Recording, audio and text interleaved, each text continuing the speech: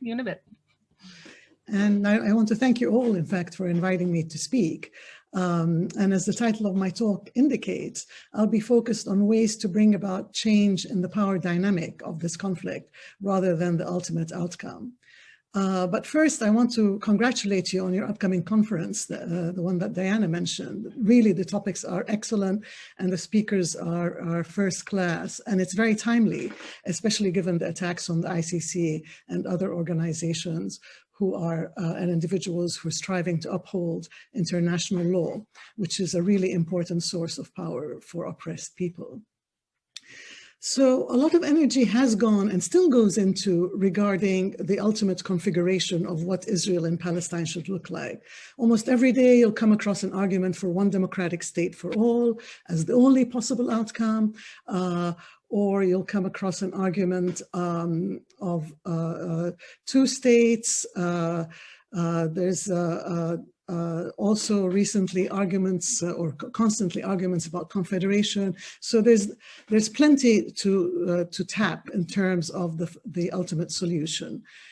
But in a sense, the excessive focus on the state solutions, I think, has done some damage to the Palestinian quest for freedom and rights, because it detracts attention from the very, very skewed power dynamic that exists in the occupied territories, and in fact, amongst Palestinian citizens of Israel, to say nothing of the refugees. So there's a very skewed power dynamic, and it focuses on investment in building a state in the occupied territories while they're still under occupation.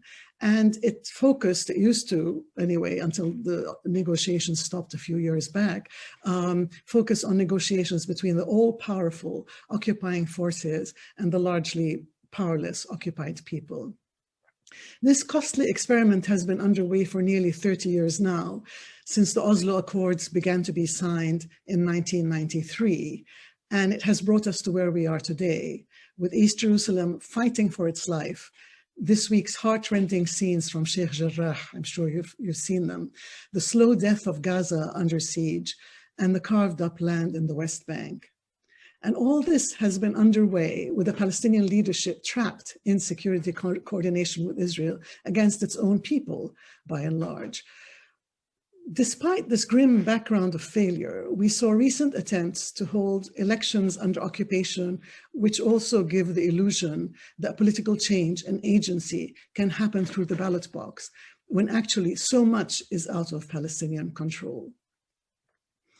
There is one real value that comes from Palestine having one non-member state's observer status at the UN in 2012, which is actually recognized by 138 members of the UN. It's enabled Palestine to secure membership at many UN agencies, and most importantly, to become a state party of the ICC, which it did in 2015. But just to say that I myself am agnostic about the state solution. I'm happy to live and will support any outcome that realizes Palestinian rights to be free from occupation, provides justice for the refugees and exiles, and equality for the Palestinian citizens of Israel. My main concern now is that currently Israel has almost all the power to bring about the outcome it wants. And the outcome it wants is an Israeli Jewish state that incorporates the entire territory across the Green Line, including East Jerusalem, plus the Golan Heights and minus Gaza. So the question is, for those who want to see justice without creating injustice, what power do we have to bring about justice, and how can we grow that power?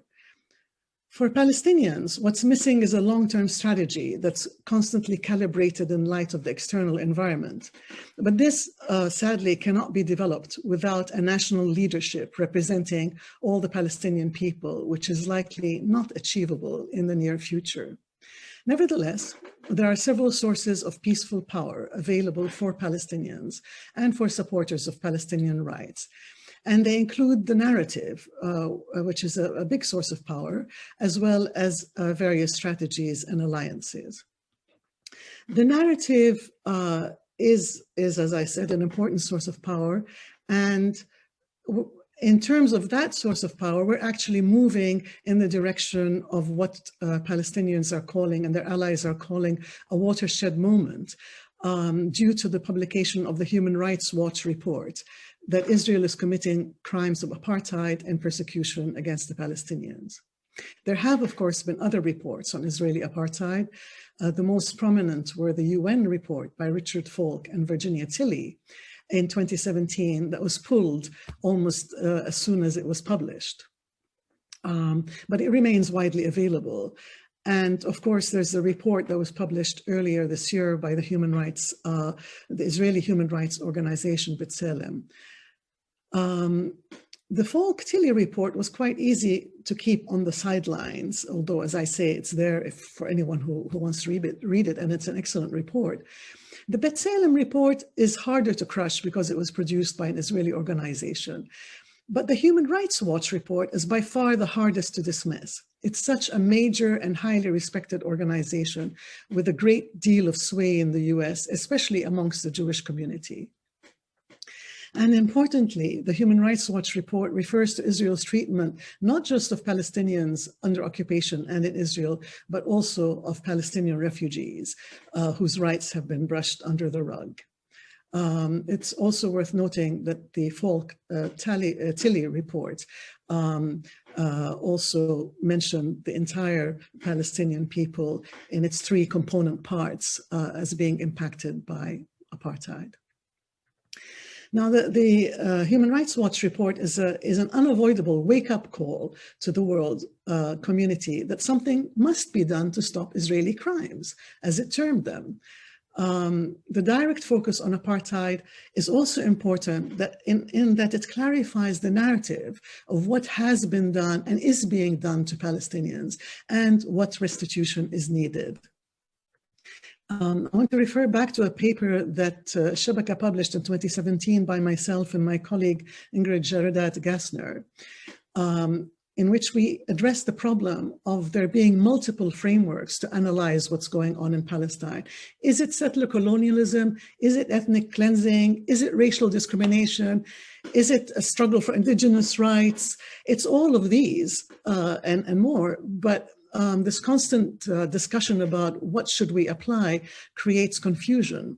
We, in fact, in our analysis found that the apartheid framework was the most strategic framework to use because it communicates both what has happened to Palestinians as a people, as well as the need for decolonization and reparations in whatever state solution involves. So we're coming to the real crunch here of how to move forward with the search for Palestinian rights. In addition, the apartheid framing enables us to push for an end to the two-state framing of the Israeli-Palestinian conflict. I think, or the both sides framing, sorry, I meant to say, the both sides framing of the Israeli-Palestinian conflict. This is one of the most damaging things, I think, about the Oslo Accords and about recent discourse, is that they somehow enshrine the narrative of both sides. There are not two sides to this conflict. There's an occupier and an occupied. And yet throughout they're being treated as though they were equal sides, and through the endless negotiations between the Israeli occupier and the occupied Palestinians, the world would call on both sides to compromise for peace. Both sides had to stop violence. Both sides had to solve the problem. This narrative is extremely damaging and still is to the Palestinians as a dispossessed and brutalized people with inalienable rights in Palestine. Reframing the reality of this conflict as apartheid enables us to build solutions grounded in international law. So I'm very happy to I hope, be seeing the end of the both sides discourse. And if not, we should push to end it. It's worth noting also that the impact of Israel's efforts to legalize its occupation threatens not just the Palestinians, but it also threatens the legal order put in place after the Second World War, so as to prevent atrocities from recurring And this is something we all have to fight for, to uphold the system of international law. International law is undermined when Boris Johnson opposes the International Criminal Court's investigation into crimes in Palestine as a prejudicial attack on Israel, and where Keir Starmer reprimands MP Stephen Kinnock's recent plea to uphold international law with regards to settlements. If we don't have international law, really we have nothing. There's another area I want to highlight with regards to the narrative, which is vital, and which is the need to front and center Palestinian voices, which are being silenced. That's why I'm really happy to be here today. Especially in the UK, they're being silenced, but also across Europe. Here in the UK, there's such a hostile environment that it's become almost impossible for Palestinians and our allies to have a say. Or indeed to meet with people in power. It didn't used to be like this. There's been waves in this movement. Sometimes we have a lot more access and freedom of speech, but now at present, it is really quite draconian. And ironically, it's draconian because at a certain point, the Palestinians had succeeded in putting their cause on the map. I would say in the last 15 to 20 years. The movement for Palestinian rights has grown a lot. But it's very important for Palestinians to be able to have access and voice, and important for friends of allies to help in this area. Again, I'll say that your upcoming conference really gives voice to some quite strong Palestinian voices, as well as quite strong advocates of human rights. So Palestinians and their allies have built a very strong movement for rights in the United States over the past 20 years. I know because I was part of it, because I lived in the US then. And it's reached the point where it's now listened to in Congress and all across the US. Sadly, there's no such movement yet in Europe. There's sympathies, but they're not organized in a sufficiently effective way as in the US. The movement in the US has been greatly strengthened by the growth of the boycott, divestment, and sanctions movement known as BDS. It's worth noting that the BDS movement itself came in response to international law. In 2004, the International Court of Justice, as I'm sure most of you know, issued its advisory opinion about the separation wall Israel was building throughout the West Bank, including East Jerusalem. The ICJ found that Israel had an obligation to put an end to the violation of its international obligations. And this obligation included dismantling those parts within the OPT, the Occupied Palestinian Territory, of the wall, as well as the obligation of reparation. So this was powerful stuff to come out in 2004. Legal obligations, dismantling parts of the wall in the territories, reparations. It could have been used to very good effect, particularly in Europe, which still cherishes international law. Unfortunately, the Palestinian leadership at the time did not make full use of it. However, Palestinian civil society did by launching the call to BDS exactly a year after the ICJ ruling in July 2005. It's important to note that the BDS call actually recognizes Israel's existence. It calls for BDS actions until Israel upholds international law. That's basically all it's asking for. It also specifies that the rights not just of the Palestinian refugees and Palestinians under occupation, but also the rights of Palestinian citizens of Israel, and that's what it calls them, Palestinian citizens of Israel. So the strength of the movement in the US owes much to the BDS movement because it gave a lot of coherence to the Palestinian solidarity movement, which had grown a lot. And it also explained what the end point should be in terms of rights. However, as this movement grew, so have the efforts to discredit it. And one of the major tools, as I'm sure you know, to stifle and discredit the BDS movement has been the accusation of anti-Semitism, as defined under the revised IHRA definition, which stands for International Holocaust Remembrance Alliance.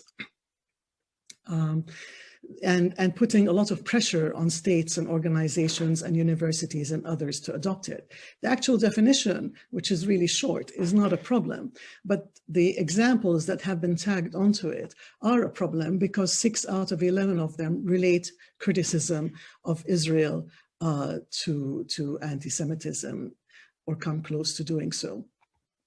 It's vital to push back against the IHRA in order to enable freedom of speech and action. And there are now many more ways to do so, some crafted by Jews themselves. The most powerful ones, in fact, are crafted by Jews themselves. There is a new definition of anti-Semitism that came out earlier this year that's much more effective than the IHRA. It's very simple as well.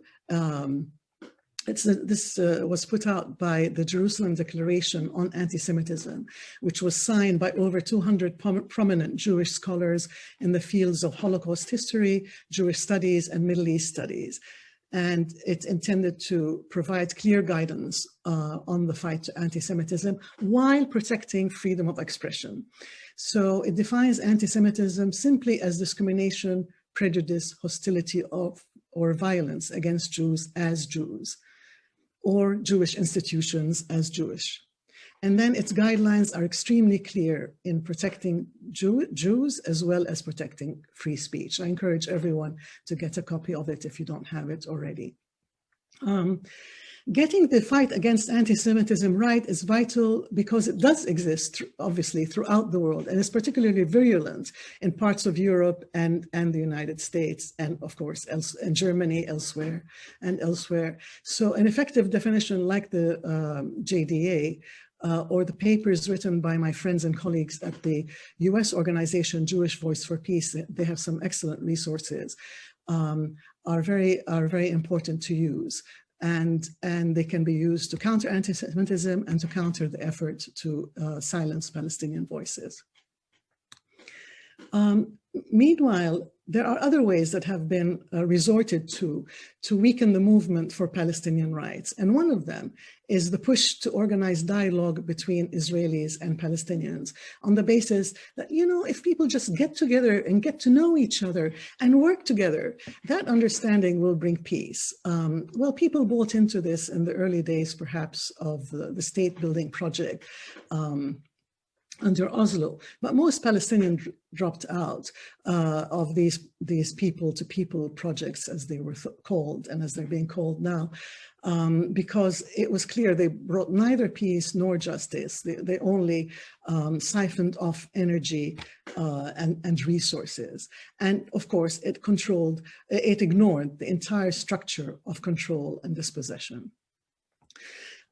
Sadly, there's now a very, very well-funded effort to revive these people-to-people initiatives with a Partnership for Peace Act that passed in the US Congress late last year.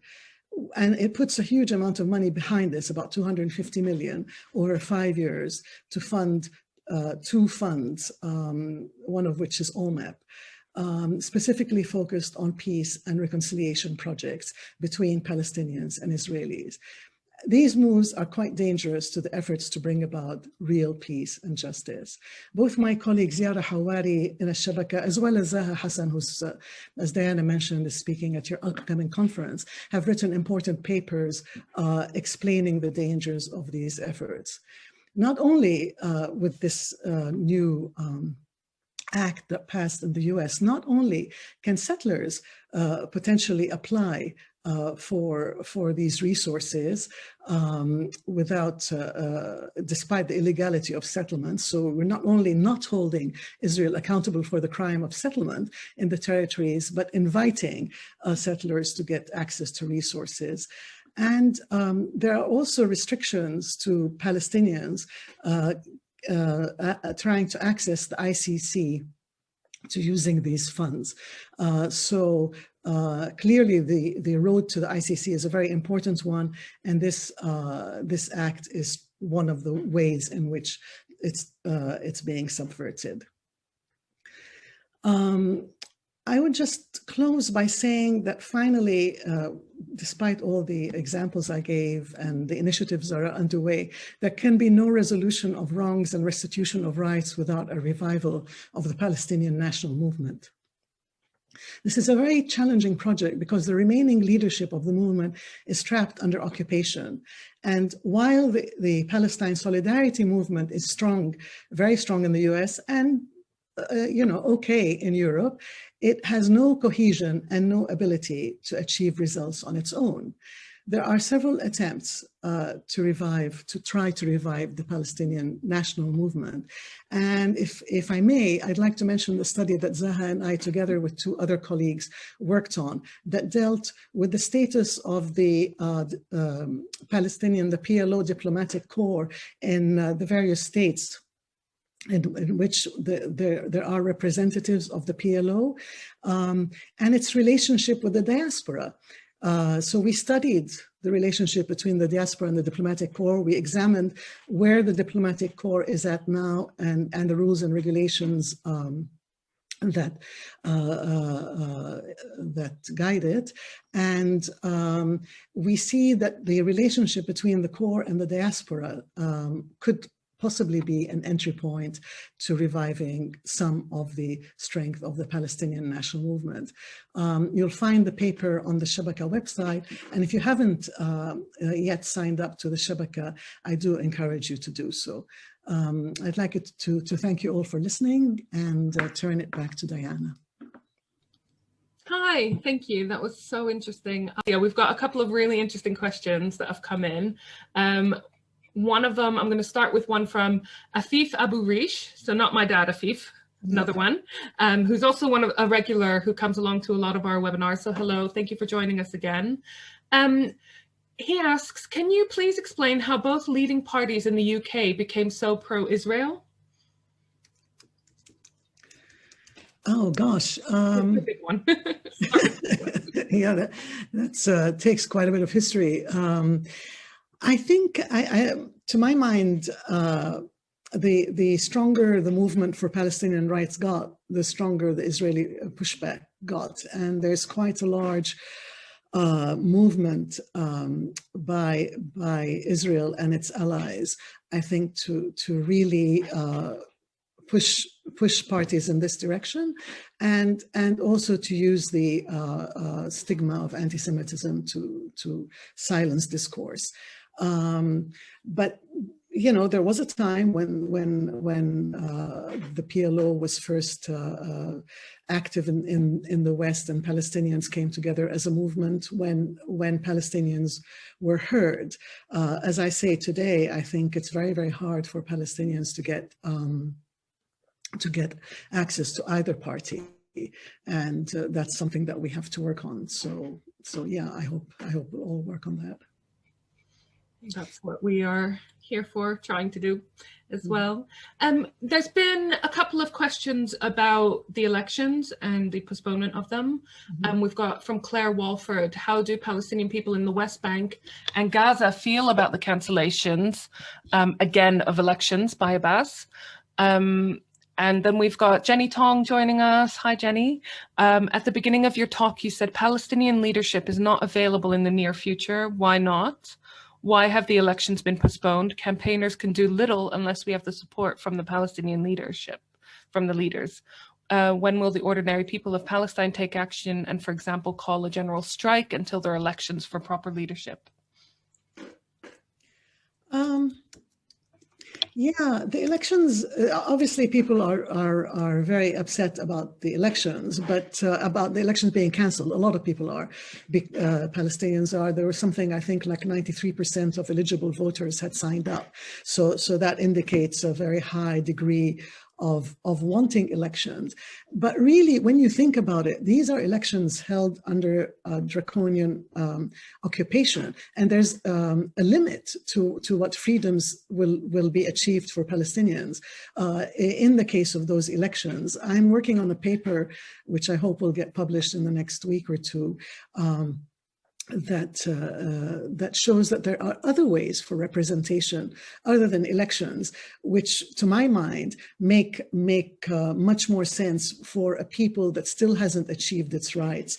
And several of these ways were used over the course of the history of the Palestinian national movement, including consensus building, you know, and other ways that have been used. So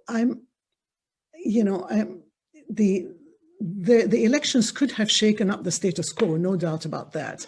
And they were postponed because they were going to shake up the status quo.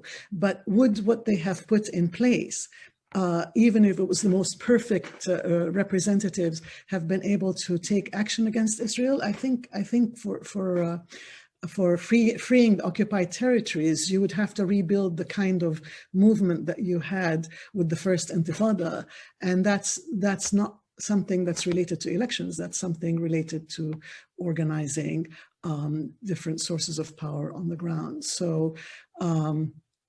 And it takes a very long time to get to Jenny Tong's question. It takes a very long time to build up something like this. If you look at it will happen. If you look at the history of the Palestinian struggle, almost every 15, 20 years, there has been an uprising, but then people are crushed, and it takes time for an uprising to rebuild. You can still support the Palestinian people by working through civil society organizations and through international law, which is really important to uphold, not just for Palestinians, but for everyone. Thank you for that really clear explanation. I've got a question from Robin Keeley, who I mentioned. Hi, Robin. How do you see the influence of Palestinians in Israel growing, and how could this play into the change in the political center of gravity in Israel? Gosh, that's a interesting question, and that also ebbs and flows the power of Palestinian citizens of Israel. They are now quite powerful in economic terms, not just active in political terms. And so they hold several positions in the country that are really key, especially in the health sector and in other sectors. So they can no longer be, I think, dismissed or crushed by the Israelis. It's difficult in terms of getting political representation, both for the Palestinian citizens of Israel themselves. I mean, it's going to be hard to ally yourself with an Israeli political party that's calling for colonization, annexation, and expulsion. So, you know, it's a difficult one, but they have reached a level where they've kind of with the previous elections, where they had 15 seats in the Knesset, where they have reached the level of being able to have a voice and a sway. And actually, by breaking with the rest of the Palestinian citizens of Israel political parties, Mansour Abbas's group has positioned itself briefly, though, as a kingmaker amongst the Israeli Jewish group political parties. Thanks, Nadia. I was just posting again the links to the events that we've got coming up. Also got Eugene Rogan speaking on the 3rd of June. So we've got really fascinating lineup, and again, links for the conference. Nadia, you mentioned your report.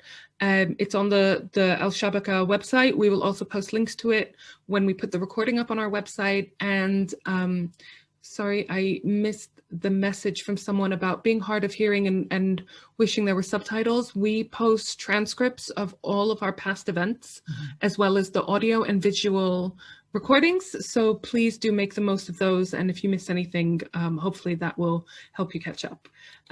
So we've got questions coming in thick and fast now, which is great.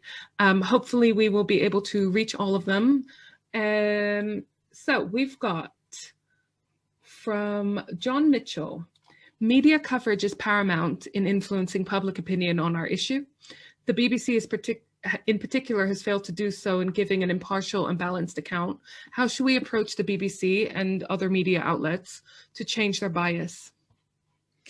Yeah, and that's a very important concern, really. I think one needs to push. I mean, they need to hear from as many people as possible. If they heard from each one of us who was on the call repeatedly on this call, they would change their bias. And certainly it has been very hard to get Palestinian voices on the air. When I lived in Britain in the 80s, and the Israeli invasion of Lebanon happened, as you know, at that time, a lot of the lineup on Palestine was a pro-Israeli British spokesperson, a pro-Palestinian British spokesperson, and either an Israeli or a British Jew. So that was the lineup. After the Israeli invasion of Lebanon, somehow people here seem to think, well, maybe this is not the Israel we know, we need to change. So there was a lot of flowering of Palestinian voices on all the media. And that continued to maybe the late 80s, early 90s. And then at that time, at that period, there was the first Intifada, and that also led to a lot of coverage. So at the moment, it's extremely hard to get Palestinians on. However, there is a nascent Palestinian organization, a pro-Palestinian British organization that seeks to get Palestinian voices out. So I hope that will go further, but it's noteworthy that after the Gaza, the Great March of Return was launched in Gaza about 2 years ago. When it first happened, there were several of us Palestinian commentators on the BBC and several channels. And after 2 or 3 days, that ended and hasn't somehow recovered. It's very hard to get Palestinian voices in the media. That's a reality. Yeah, we all have to push to get them out there. I think that is my own personal opinion, very, very important to get the Palestinian voices out there. So so pleased on behalf of the Balfour Project that we've managed to secure you for this talk for this reason, to hear such an interesting perspective, an important perspective. I've got a question from Angus Rhodes. I talk about him a lot because I know him as a fundraiser for St. John, and he has undertaken to do the Herculean tasks to fundraise for St. John's. So he's jumped out of a plane, he's done firewalking, he's done marathons. So really great guy. And he's asked the question, can you see anything new that can be done to reopen the doors to the voice of Palestinians in the UK? So you kind of touched on it, but what can we do to really get the voices out there? Mm-hmm.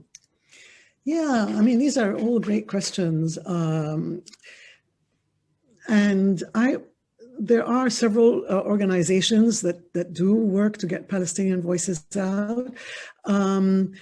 Things are a bit better in the United States, I have to say, largely because of movement for rights in the United States is stronger, and it's stronger because US civil liberties are really strongly protected, especially free speech, and so it's very hard to crush. Here it's more difficult, but it's very helpful to have Jewish voices, put Palestinian voices out if they can.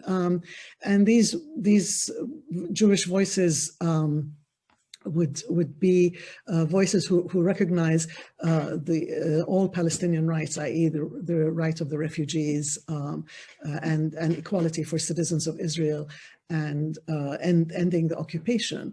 There's, for example, a Jewish group called Namod of young Jews now that's getting out there, similar to another group of young Jews in the States called If Not Now. But there's also the Palestine Solidarity Campaign, which is quite effective in organizing for Palestinian voices. I would say just in your communities, at the local level, organize as much as you can, and keep after the more prominent outlets and organizations. One has to be relentless in this cause. It's exhausting, but there's no other way, sadly. Yes, we got to keep our motivation up, don't we? We've got an interesting question which kind of touches on what you just said about some of the youth groups from Jane McGlone Wright. My understanding is that the youth feel very disenfranchised. Have you got any comments on that? Is this the youth here or the youth in? She's not specified. I'm going to assume it's Palestinian youth in Palestine. Yeah, okay. I would say that yes, I agree. And what I find sad about the Palestinian movement itself and the movement and the Palestinian movement for rights is an ageism that prevails, actually on both sides of the coin. So Palestinian youth and youth are kind of excluded, and people who've established themselves stay in positions forever and don't give way to younger, let's say in Britain, to younger Jews or younger Palestinians, in Palestine to younger Palestinians. And so a lot of younger Palestinians have now organizations of their own, in which there are very few older people. So, and I think that's a shame, because both sides, to use that awful expression, have something to learn from each other. I'm very proud that Al-Shabaka has all different ages and experiences represented, and two of our policy fellows were 24 years old, and we have all ages well up to the 70s and beyond. So. Thank you for that. We've got a question from Colin Cooper, Dr. Colin Cooper. Are the Palestinians in Lebanon destined to be overlooked for the foreseeable future? Yeah, it's heartbreaking. Palestinian refugee situation is really heartbreaking, and Lebanon itself is a real disaster area now. So there are several groups that are working for and with Palestinians in Lebanon still. But just like any other Palestinian diaspora group, at the moment, we're all being overlooked up to a point, and that's something that really has to change. And that, as I said, the report that Zaha and I co-authored with others does offer one small entry point into possible ways to change it, which is relinking the diaspora to the diplomatic corps.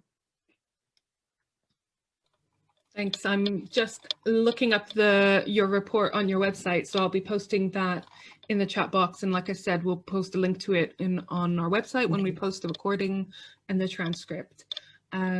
So we have got another question from Wayam Hamdan. Recently, we have witnessed censoring from social media platforms regarding any content related to Jerusalem and Palestine. How do you see the future of media and reporting regarding Palestine? I presume specifically with regards to social media. Yes, and this is another arena, and thanks for drawing attention to it, where the battle has to be fought just like it is, I should say the peaceful struggle has to be fought just like it is in all other venues in social media. Luckily, there's organizations pushing back, and I think what we need to do is support these organizations. There's an organization that's supported by Hamle, that's an organization that's called Hamle, that was established by the Palestinian Citizens of Israel. They have excellent documents and reports and analyses. And I think actually also Palestinians are pretty savvy on the media and their allies, and they're getting the word out. So it's, I mean, one has to keep pushing and saying we're entitled to the same rights as others. And in the States, as I said, it's much harder to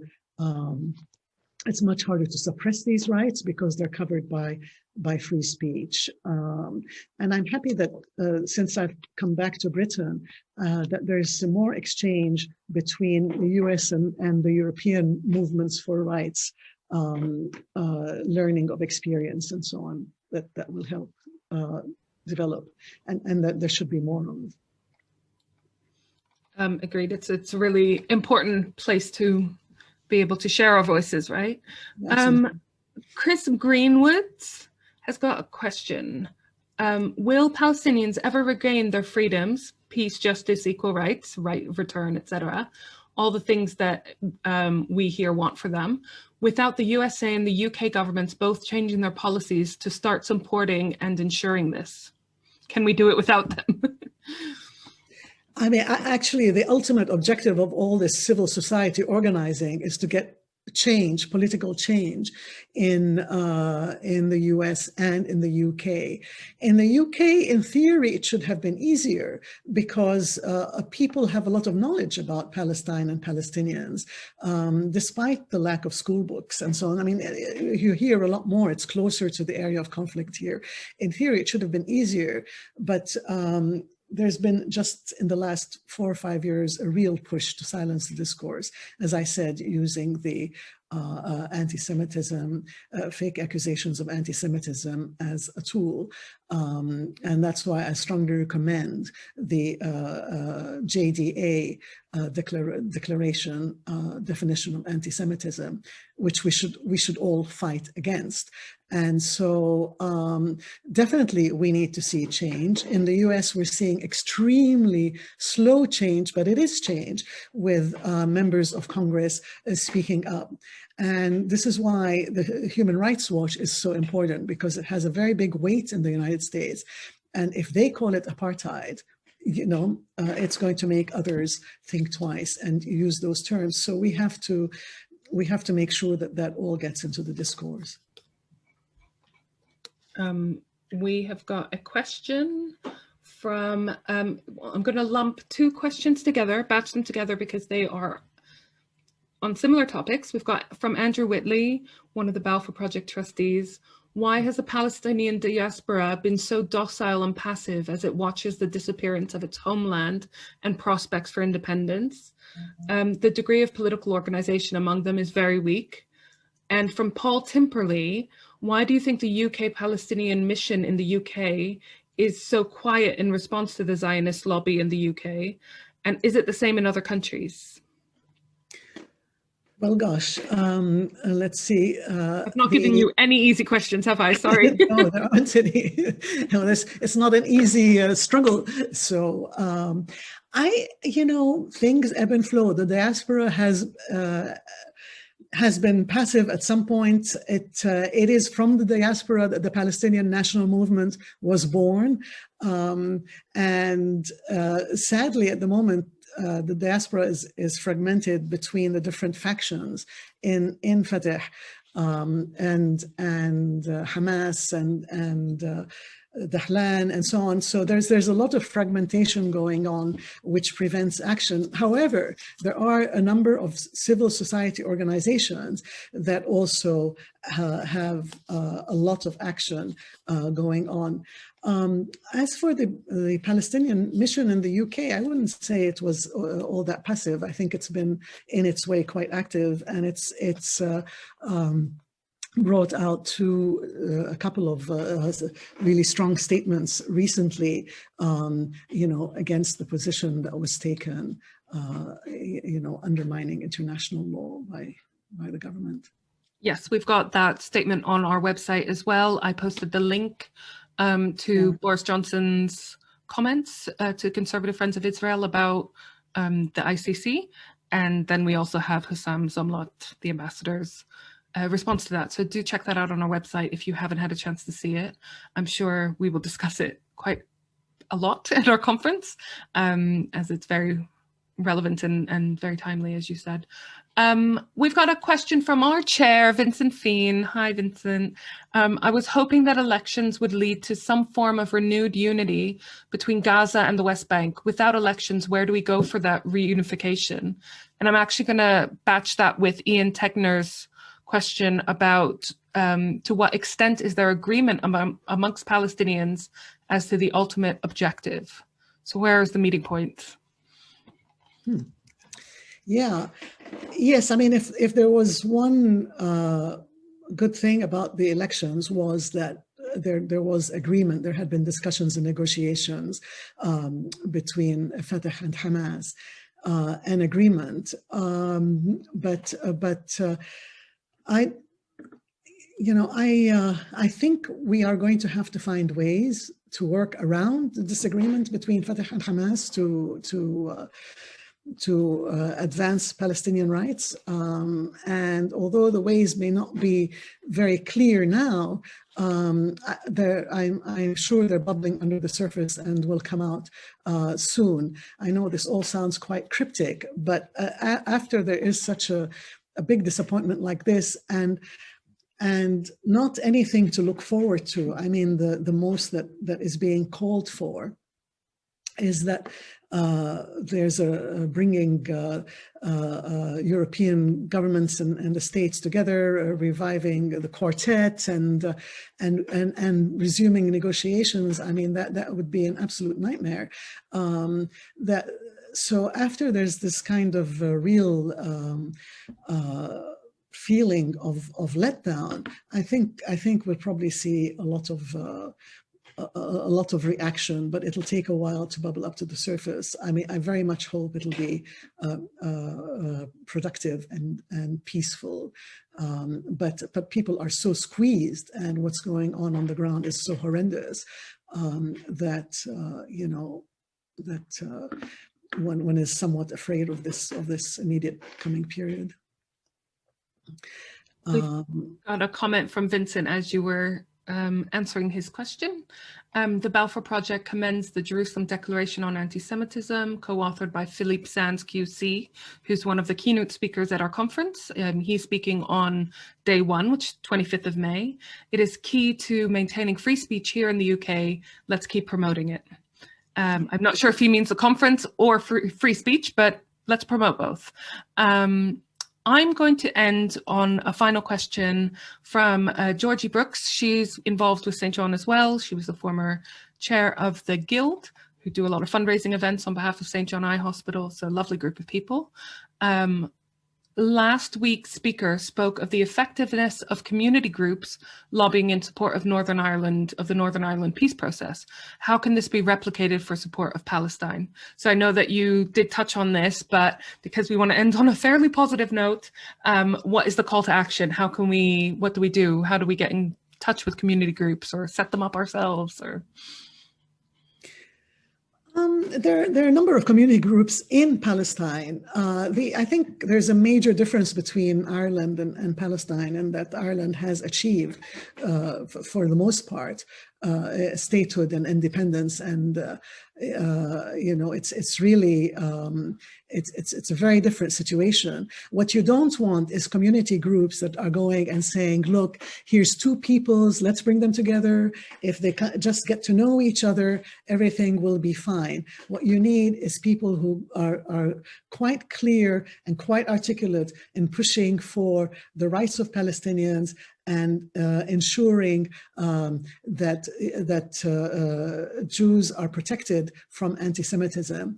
That is really what we need in terms of just some very strong pushing of rights.